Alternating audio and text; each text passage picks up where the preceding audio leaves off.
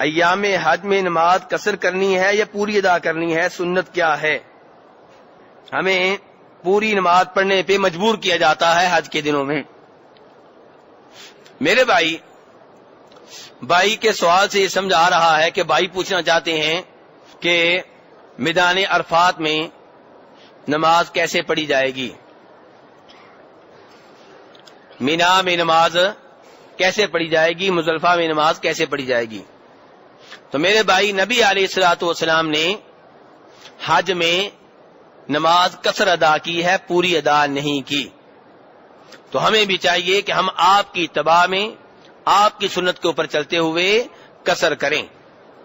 آپ کو پتا ہے کہ سارے علماء کرام ہم سب کے لیے محترم ہیں، سارے امام ہم سب کے لیے محترم ہیں، لیکن جہاں پہ عمل آ جائے، سنت آ جائے امام الانبیاء کی، کس کی؟ امام الانبیاء کون ہیں؟ تو وہاں پہ میرے بھائیوں پھر دائیں بائیں نہیں دیکھتے۔ اگر آپ کو کوئی مجبور کرے تو آپ اسے سمجھائیں کہ میرے بھائی، نبی علیہ الصلوۃ والسلام کا عمل یہ تھا۔ اور کچھ لوگ یہ کہہ دیتے ہیں کہ شاید آپ مسافر تھے اس لیے۔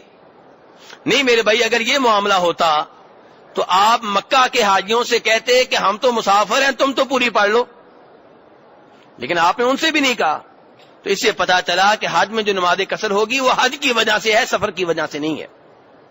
اس لیے حج میں نماز قصر کرنی چاہیے۔